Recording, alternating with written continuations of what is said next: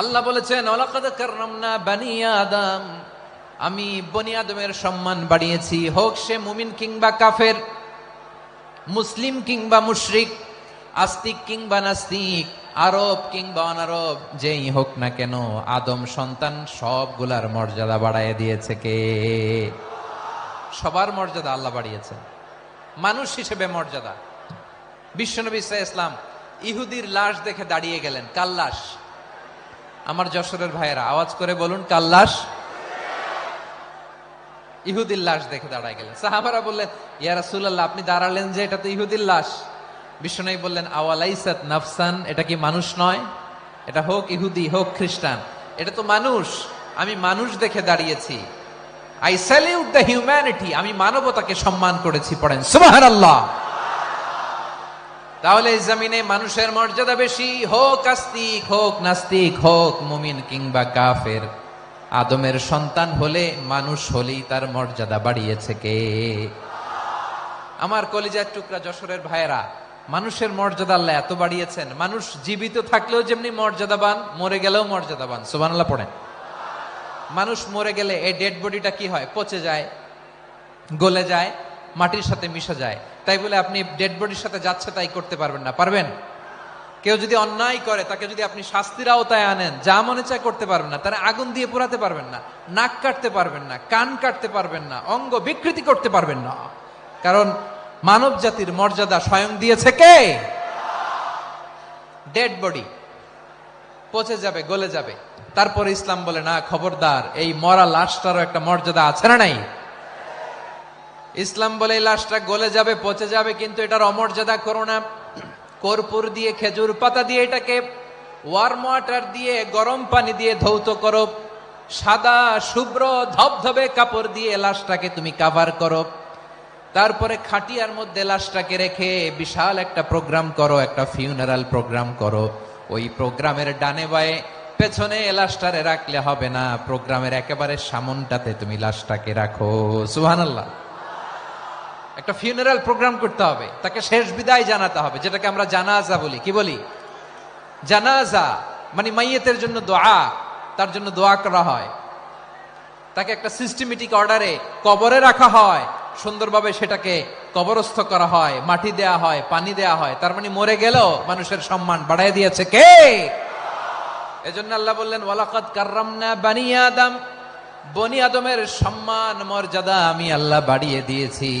মানুষের সম্মানে তুমি কখনো আঘাত করো না, ঠিক কিনা? তাহলে ভাই, প্রথম মেসেজ হচ্ছে, the first and foremost message tonight to the people of Jessore. Allah বলেন, I have dignified the status of son of Adam, আমি বনি আদম সবার মর্যাদা বাড়িয়ে দিয়েছি। হোক আস্তিক নাস্তিক, হোক কাফের কিংবা মুশরিক, তার মর্যাদা বাড়াই দিছে কে? যখন বন্যা হয়, আমরা ত্রাণ নিয়ে যাই, আমরা শুধু মুসলমানদেরকে ত্রাণ দেই নাকি? হ্যাঁ, আমরা মুসলমানকেও দেই, অমুসলমানকেও দেই, হিন্দুকেও দেই, বৌদ্ধকেও দেই। যেখানেই মানবতা বিপন্ন, সেখানে ইসলামের হেল্পিং হ্যান্ড আছে না নাই? সুবহানাল্লাহ। কি দিন আমরা পেয়েছি, কি বিধান আমরা পেয়েছি। ওয়ালাকাদ কাররামনা বানি আদম, আমি বনি আদমকে সম্মানিত করেছি। এরপর আল্লাহ বললেন, ওয়া হামালনাহুম ফিল বাররি ওয়াল বাহর, মানুষকে স্থলে এবং সমুদ্রে চলাচলের বাহন আমি দিয়েছি।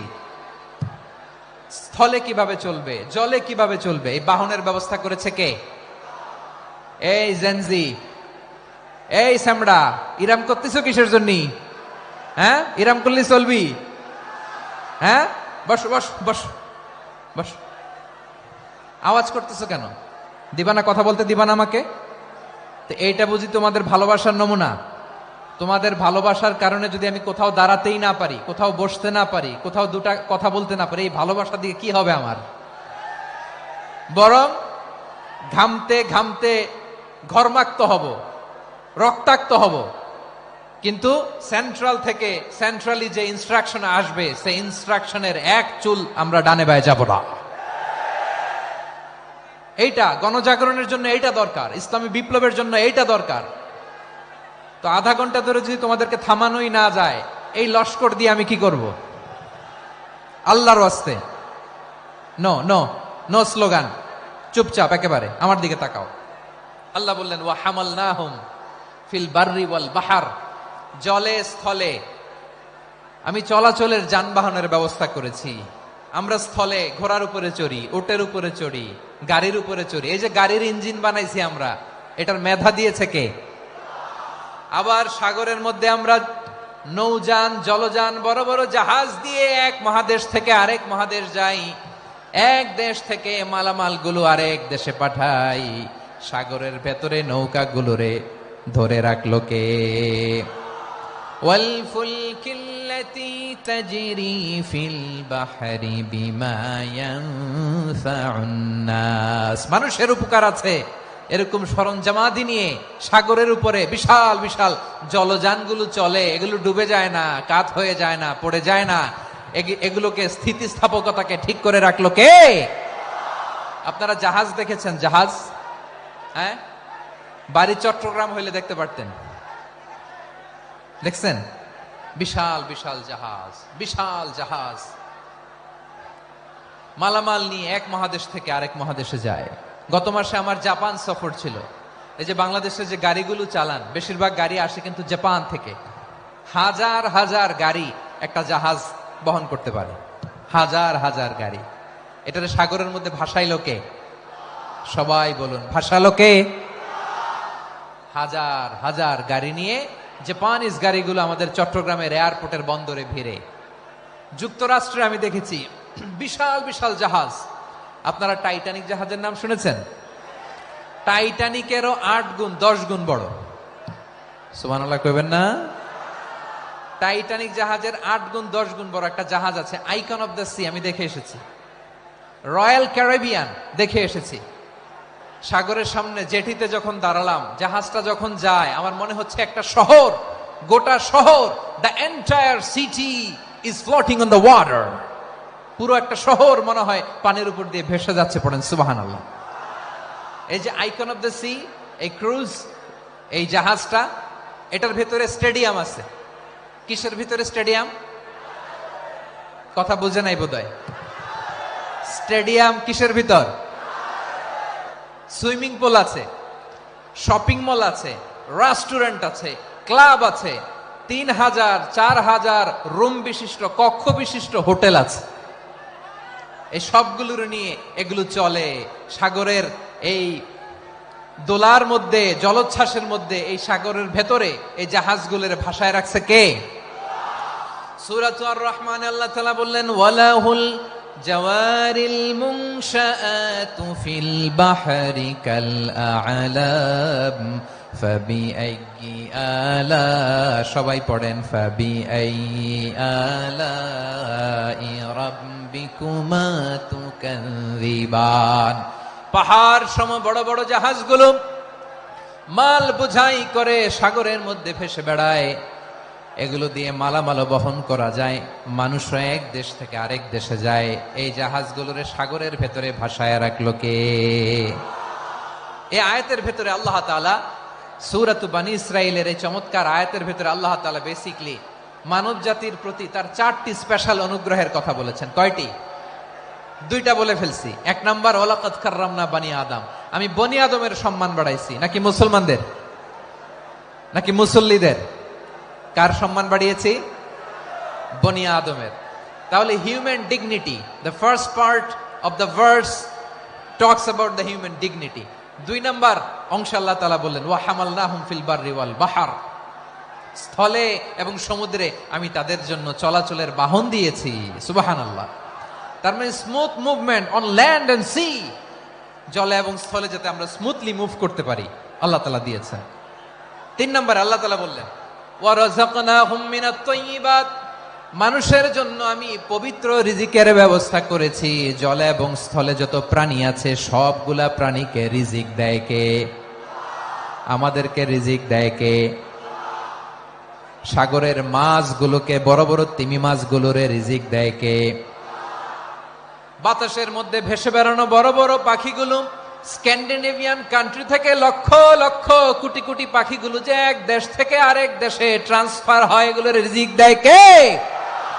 রব্বুল আলামিন বলেন ওয়ামা মিন দাব্বাতিন ফিল আরদি ইল্লা আলাল্লাহি রিজকুহা ওয়া ইয়ালামু মুস্তাকাররাহা ওয়া মুস্তাওদাআহা কুল্লুম ফি কিতাবিম মুবিন। আল্লাহু আকবার।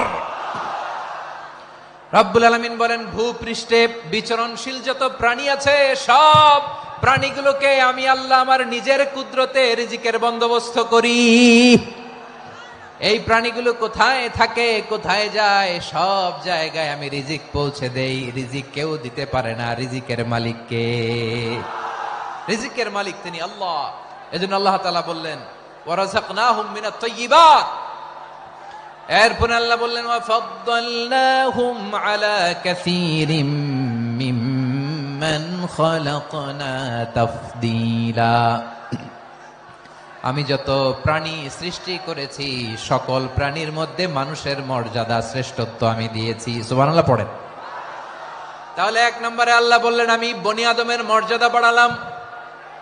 এরপরে বললেন স্থলে এবং সমুদ্রে চলাচলের জন্য যানবাহন দিলাম। 3 নম্বরে আল্লাহ বললেন পবিত্র রিজিকের ব্যবস্থা করে দিলাম। এরপরে আল্লাহ বললেন যত প্রাণী আছে, সৃষ্টি আছে, সবগুলার উপরে আমি মানুষকে শ্রেষ্ঠত্ব দিলাম। সুবহানাল্লাহ।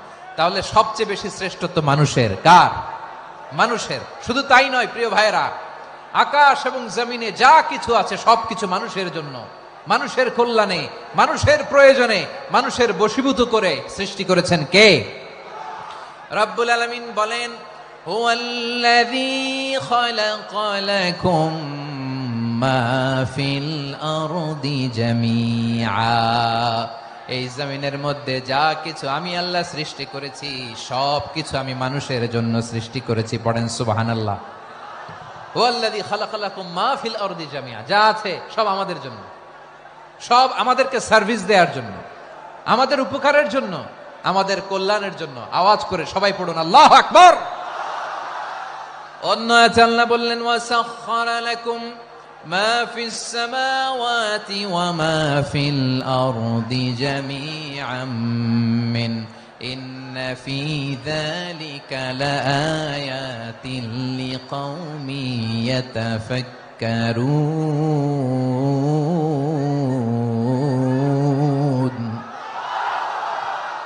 প্রথমে আয়াতে আল্লাহ বললেন জমিনে যা আছে সব তোমাদের কল্যাণে আমি সৃষ্টি করলাম। এরপরে আল্লাহ বললেন আকাশেও যা আছে সব তোমাদের জন্য সৃষ্টি করলাম, তোমাদের অনুগত বানায় দিলাম। পড়েন সুবহানাল্লাহ। মানুষের কি ব্রেইন দেখেন, মানুষ জমিন ছেড়ে আকাশে চলে যায়। পাখি দেখে মানুষের শখ হলো পাখি যেহেতু উঠতে পারে আমরাও পারবো। অরবিল রাইট, উইলবার রাইট, 2 ভাই মিলে আঁকাঝোঁকা করতে করতে করতে করতে প্লেন বানায় ফেললো। কোন সুবহানাল্লাহ। এখন পাখিও ওরে, আমরাও ওরি। এরপরেই মানুষের কৌতূহল থামে না এখানে। মানুষ চলে গিয়েছে চাঁদে। কোথায় গেছে? এখন কিন্তু চাঁদে জমি বিক্রি হয় জানেন। পৃথিবী নিয়ে মারামারি শেষ। রাশিয়া আমেরিকা এখন ধরছে চাঁদ আর মঙ্গল গ্রহ। এখন চাঁদে জমি বিক্রি হয়, মঙ্গলে জমি বিক্রি হয়। এই চাঁদ, মঙ্গল, বৃহস্পতি, শনি সব আল্লাহ তাআলা আমাদের জন্য বানিয়েছেন। সুবহানাল্লাহ পড়েন। মানুষ সাগরের উপরে চড়ে, শূন্যে ভেসে বেড়ায়, পাহাড় কেটে সুড়ঙ্গ বানায়, টানেল বানায়। মানুষ ব্রডব্যান্ডের লাইন নিয়ে যায় সাগরের ভেতর দিয়ে, এক দেশ থেকে আরেক দেশে, এক মহাদেশ থেকে আরেক মহাদেশে। সুবহানাল্লাহ পড়েন।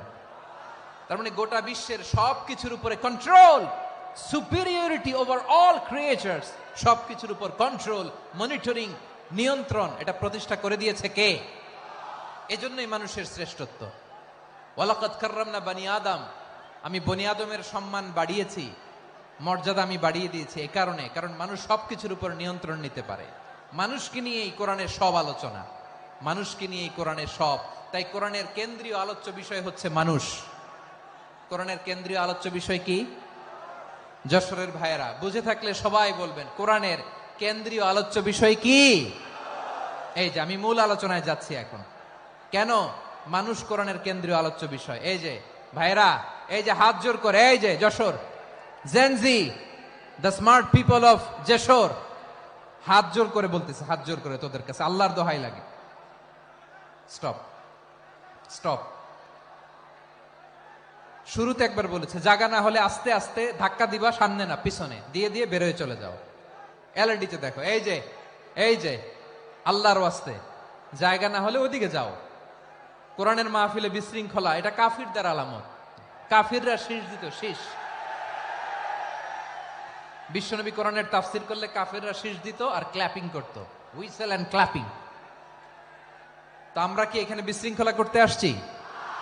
তো বারবার থামানো লাগে কেন? কোনো আওয়াজ হবে না, বললাম তো স্টপ। আওয়াজ করে বলুন, কোরআনের কেন্দ্রীয় আলোচ্য বিষয় কি? সবাই বলেননি?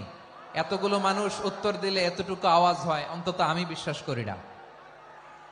যশোর, আওয়াজ করে বলো, কোরআনের কেন্দ্রীয় আলোচ্য বিষয় কি? মানুষ। এই মানুষ কোরআনের কেন্দ্রীয় আলোচ্য বিষয়। মানুষকে আল্লাহ স্বাধীনতা দিয়েছেন। ফামান শাআ ফালইউমিন ওয়া মান শাআ ফালইয়াকফুর।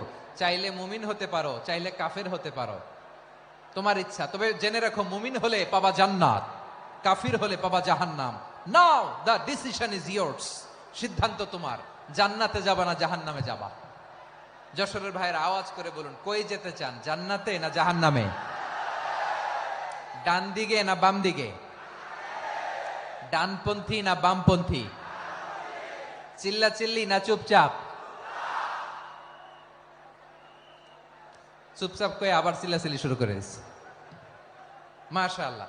তাহলে কোরআনের কেন্দ্রীয় আলোচ্য বিষয় মানুষ। আমার সাথে থাকতে হবে, তোমাদেরকে নিয়ে আমি আলোচনা শেষ পর্যন্ত যাব। অনেক গুরুত্বপূর্ণ কথা বাকি আছে, আমাকে সহযোগিতা করতে হবে। মাশাআল্লাহ, এই তো ঠান্ডা হয়েছে। হ্যাঁ, ঠিক আছে, ঠিক আছে, ঠিক আছে। মানুষকে আল্লাহ এত স্বাধীনতা দিয়েছেন, মানুষ চাইলে অনেক ভালো হইতে পারে। ভালোর রাস্তাও খোলা, খারাপ হওয়ার রাস্তাও খোলা। ভালো হইলে মানুষ অনেক ভালো, খারাপ হইলে অনেক খারাপ। ভালো হইলে সবচেয়ে ভালো, খারাপ হইলে সবচেয়ে খারাপ। এজন্য সিদ্ধান্ত আপনাকে নিতে হবে। আল্লাহ তাআলা বলছেন, লাকাদ খালাকনাল ইনসানা ফি আহসানি তাকওয়িম সুম্মা রাদাদনাহু আসফালা সাফিলিন। আমি মানুষকে অনেক সুন্দর অবয়বে, সুন্দর আকৃতিতে সৃষ্টি করেছি।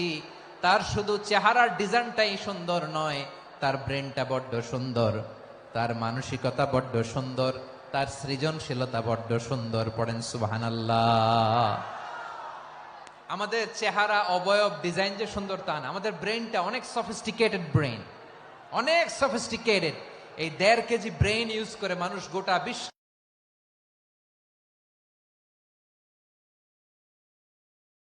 সভ্যতা বিনির্মাণ করেছে, ঠিক কিনা? এই ব্রেন আল্লাহ তাআলা আমাকে দিয়েছে।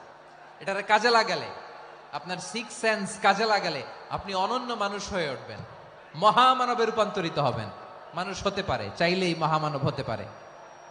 আবার যদি মানুষ চায় খারাপও হতে পারে। আল্লাহ বললেন শুধু ভালোই না, ভালো হতে চাইলে অনেক ভালো তুমি হতে পারো, আবার খারাপ হতে চাইলে অনেক খারাপ তুমি হতে পারো। সুম্মা রাদাদনাহু আসফালা সাফিলিন।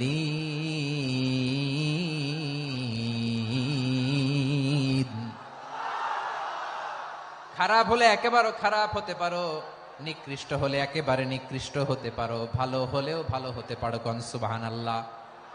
এবার আওয়াজ করে বলুন, ভালো হতে চাই না খারাপ? শ্রেষ্ঠ না নিকৃষ্ট? মানুষ ভালো হলে মানুষ ফেরেশতার চেয়েও ভালো, মানুষ খারাপ হলে সে পশুর চেয়েও খারাপ। কথা ঠিক কিনা বলেন? ভালো হলে ফেরেশতার চেয়েও ভালো, খারাপ হলে পশুর চেয়েও নিকৃষ্ট। তার মানে শ্রেষ্ঠত্বে মানুষ, শ্রেষ্ঠত্বে ফেরেশতাকে হার মানায়, আর অধপতনে শ্রেষ্ঠত্বে ফেরেশতাকে ছাড়িয়ে যায়, আর অধপতনে পশুকেও হার মানায়।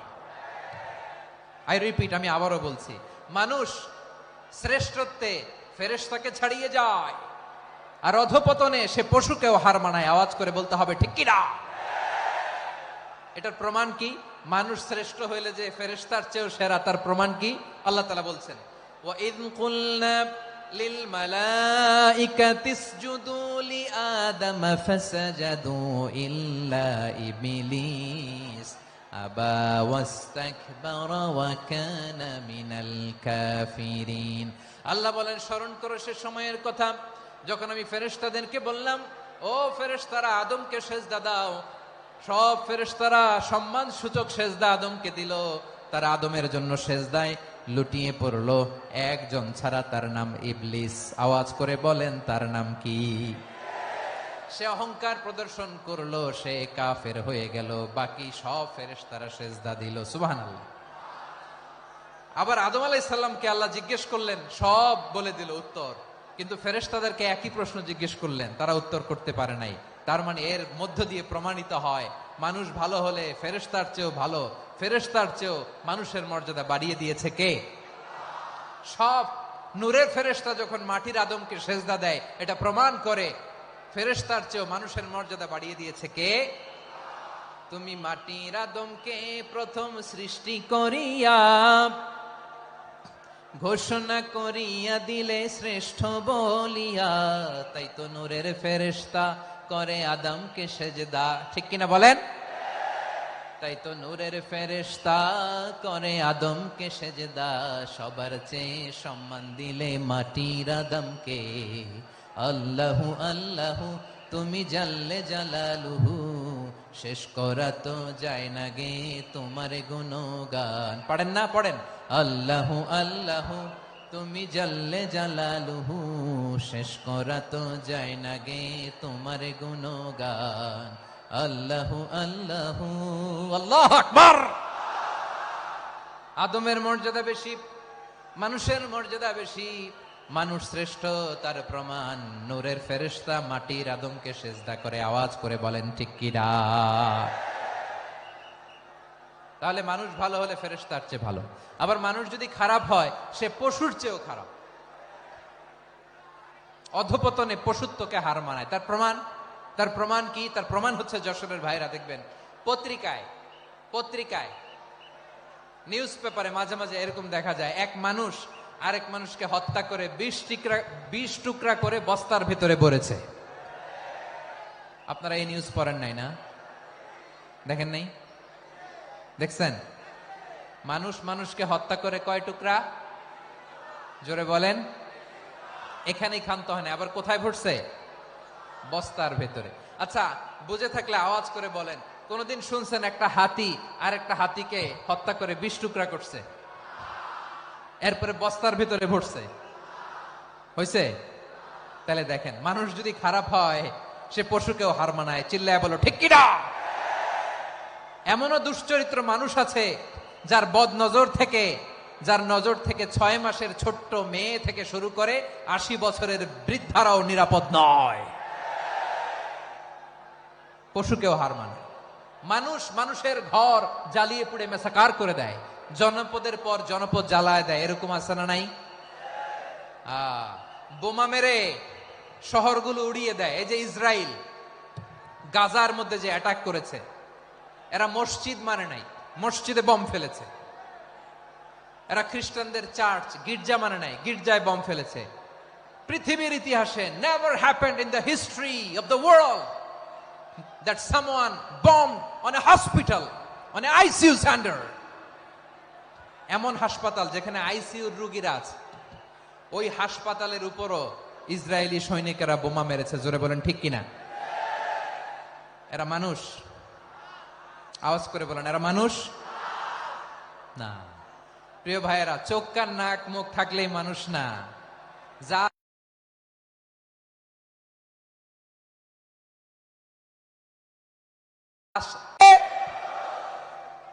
এই দুনিয়া এখন তো আর সেই দুনিয়া নাই, মানুষ নামের মানুষ আছে, দুনিয়া বোঝাই। সেই মানুষের ভিড়ে আমার আসল মানুষ নাই। ঠিক কিনা? আসল মানুষের বড্ড অভাব, আসল মানুষের বড্ড অভাব।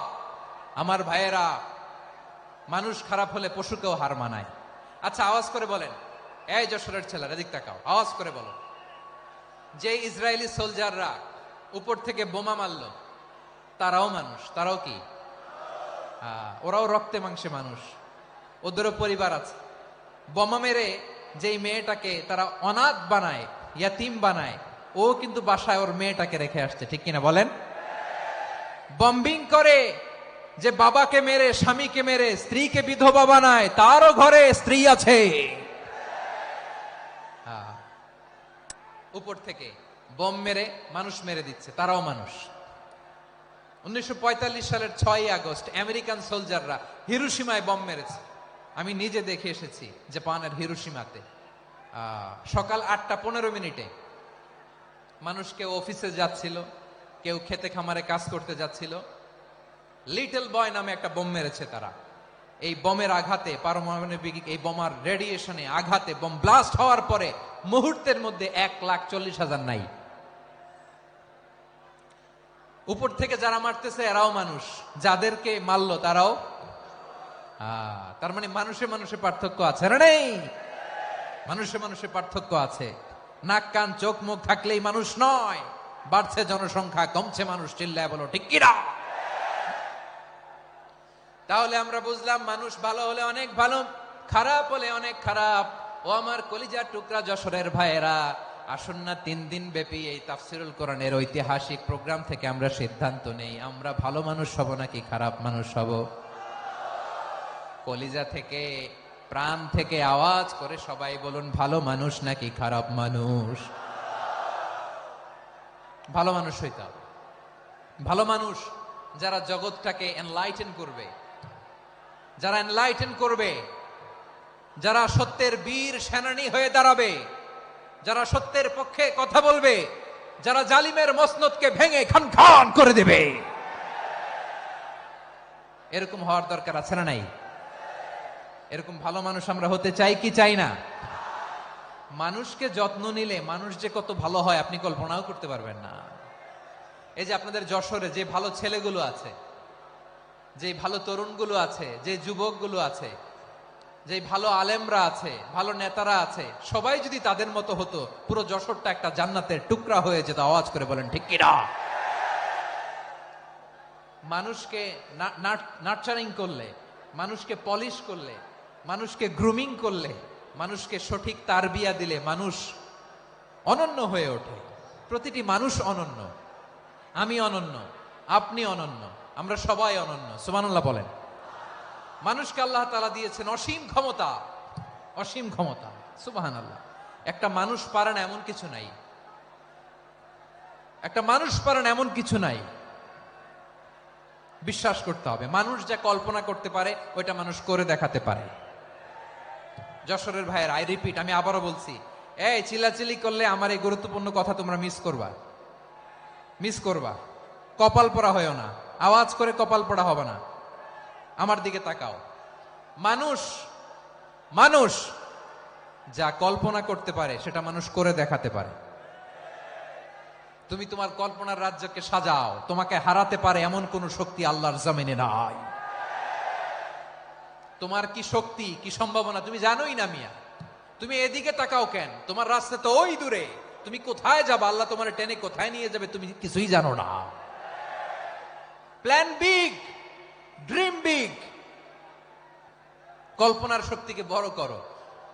মানুষ যা কল্পনা করতে পারে মানুষ তা করে দেখাতে পারে। মানুষের কাছে অসাধ্য কিছু নাই, মৃত্যু ছাড়া, এক্সেপ্ট ডেথ। মৃত্যু ছাড়া মানুষ সবকিছুকে জয় করতে পারে। মৃত্যু ছাড়া যে কোনো অসাধ্যকে সাধন করার ক্ষমতা মানুষকে দিয়ে দিয়েছে কে? হারার জন্য তোমার জন্মই হয় নাই, তোমার জন্ম হয়েছে জিতার জন্য, বিজয়ের জন্য তোমার জন্ম। মানুষের শুরুটাই হয় বিজয় দিয়ে। যশোর, আওয়াজ করে বলো, মানুষের শুরু হয় কি দিয়ে? আমরা যখন আমার পিতার পৃষ্ঠদেশে ছিলাম, পিতার পৃষ্ঠদেশ থেকে শুক্রাণু যখন মায়ের গর্ভদেশে যেয়ে পড়ে, কতটা শুক্রাণু ভ্রমণ শুরু করে জানো? 20 কোটি শুক্রাণু। একবার সিমেন আউট হলে সেখানে 20 কোটি শুক্রাণু থাকে, ভ্রমণ শুরু করে। ওই 20 কোটি শুক্রাণুর মধ্যে থেকে তুমি আমি আজকে এক বিকশিত শুক্রাণু মানব রূপে পৃথিবীতে এসেছি। সুবহানাল্লাহ। ওই 20 কোটি শুক্রাণুর প্রতিযোগিতায় সবাইরে পেছনে ফেলে সেদিন আমি সফল হয়েছিলাম। সেদিন আমি বিজয়ী হয়েছিলাম। সেদিন আমি এত ছোট ছিলাম, মাইক্রোস্কোপ দিয়েও আমার অস্তিত্ব পাওয়া যায় না। আমি এত তুচ্ছ ছিলাম, নগণ্য ছিলাম, আমার কান ছিল না, আমার চোখ ছিল না, আমার হাত ছিল না, আমার জন্য রিকমেন্ডেশন করার মতো মামু ছিল না, খালা ছিল না, কেউ ছিল না। তারপরেও ওই প্রতিযোগিতায়, ওই কম্পিটিশনে যখন আমারে কেউ হারাতে পারে নাই, আল্লাহর জমিনেও আমারে কেউ হারাতে পারে না।